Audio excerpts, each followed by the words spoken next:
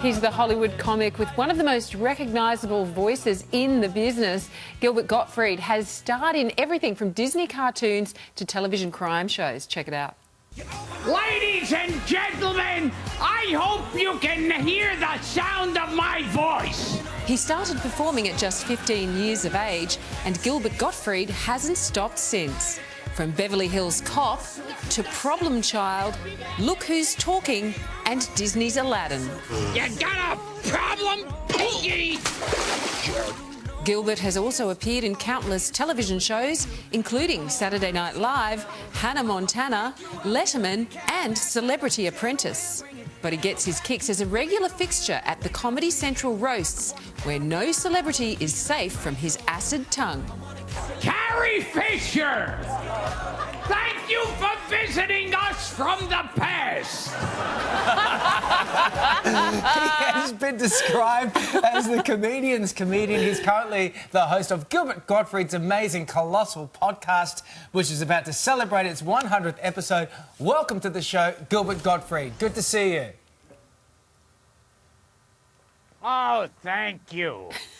Gilbert, look, I feel like this is my obituary when they start naming everything I've done. Yeah, it does a bit feel like that. Yeah. Now, look, like we said, you've been doing stand-up since you were 15. You also do a lot of celebrity impressions. Is it true that Jerry Seinfeld was originally offended by your take on him? Yeah. I started doing Seinfeld before anyone knew who he was. He was just another, young comic around the clubs. And I would imitate him, and the other comedians and waitstaff would be in the back cracking up, and the people in the audience would be scratching their heads. And Seinfeld would never come inside for that. He'd be waiting out in the bar, pacing back and forth angrily, going, "That doesn't sound anything like me.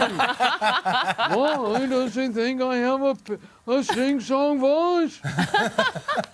Gilbert, in 1987, you starred alongside Eddie Murphy in Beverly Hills Cop. Let's just take a quick look at you and Eddie in action. Sir, do you own a black Mercedes-Benz license plate number CRL 507? 507? That's my wife's car. That's not my car. That's She has 25 unpaid parking tickets. It's under my name, but it's my wife's car. No. Now,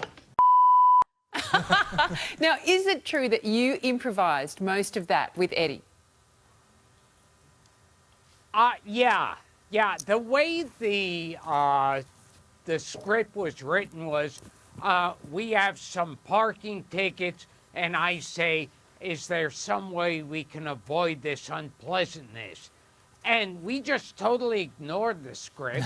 And we did a bunch of takes, each one totally different than the other, and just had loads of fun doing it. And that's what came out of it. So I'm proud of that. And also, it was just so much fun to do that scene. Yeah, you can tell. You know what? I just watched with my son the other day again. We watched Aladdin again because I guess, that's the gift that keeps on giving for parents. It's such a wonderful film. And you'd say that, Robin Williams was always so supportive of other comedians, wasn't he? Yeah, I remember there was the improvisation in New York. That was the club in Times Square, and one time I was an unknown comic, and I was about to go on stage, and then the door opens up and Robin Williams walks in, and he was already known from Mork and Mindy. It was a #1 show, and so they said, all right, you put him on, forget Gilbert. And Robin said to them, I've got some people here to see me, but I'd like them to see Gilbert first. Wow.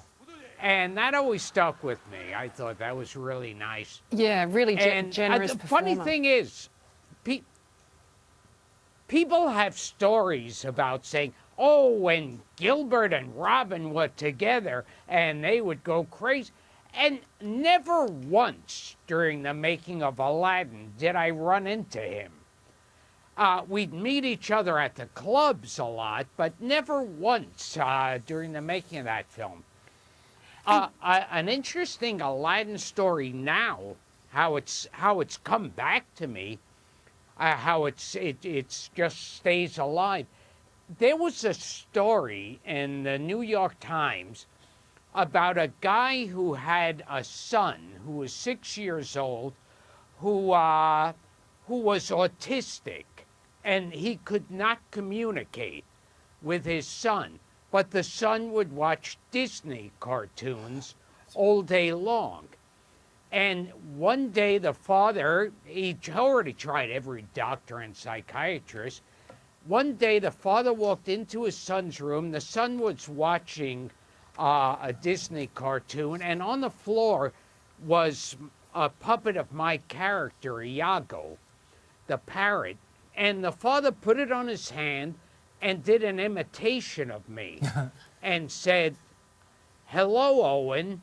And the kid turned around and looked at that parrot and said hello.